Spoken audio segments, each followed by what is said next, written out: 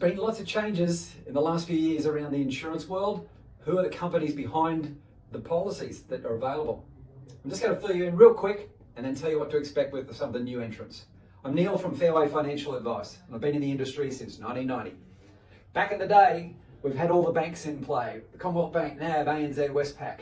AMP were the biggest life insurer in Australia, Suncorp, Macquarie, all in play. Well, in recent times, all the banks have got out of life insurance. So no. Even AMP, gone, like the biggest life insurer. Still around as a fund manager, but they've moved. So Commonwealth Bank sold their business to AIA. I think there's still an ownership there, but AIA is the brand. NAB had MLC as the brand. I think they've kept maybe 20% ownership, now owned by Nippon Life. ANZ had OnePath, sold that to Zurich. Zurich have kept the OnePath brand, so there's two offers there. Westpac had BT. BT is now part of TAL. AMP, gone. Oh, Resolution Life. Resolution Life is the new name for AMP. Different company altogether. Suncorp, they've sold Astron Life into TAL. And Macquarie, they're out as well, bought by Zurich. Zurich. So Zurich is a big player now in the new market.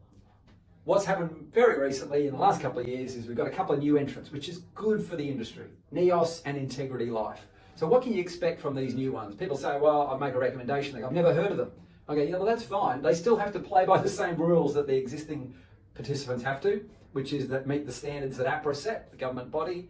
To maintain reserves, they need to have enough money behind to pay claims. And people say, oh, but if they haven't paid claims, if they're too new, I don't want to go with somebody like that. Well, actually, my experience is that they're very keen to get a good claims paying reputation, because that is important for insurance.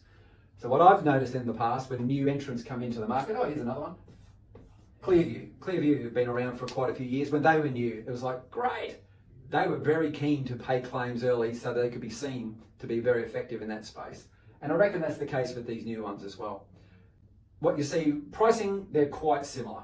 There's not too much difference. Even though they're new entrants, they don't come in and try and buy market share. Maybe that used to happen under the old model, but these days it's more sustainably priced, I would call it. But what you see is that these guys pick a range. This is the type of client that we're looking for, and this is where we'll offer our best deal.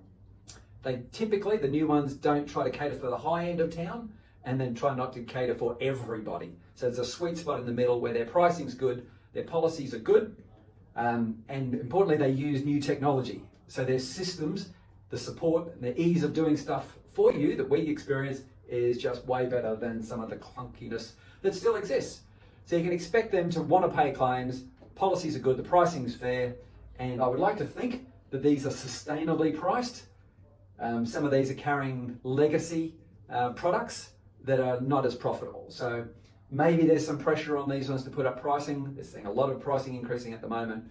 Hopefully these ones get it right, but they are often easier to deal with, a little bit more open to getting new clients on the books. So yeah, we're finding some good experiences with the new guys. Not to say that there's anything wrong, but we review them all, and yeah, if we can get a good deal for you, then that's the most important thing. So if we can help in any way, please feel free to reach out. All the best.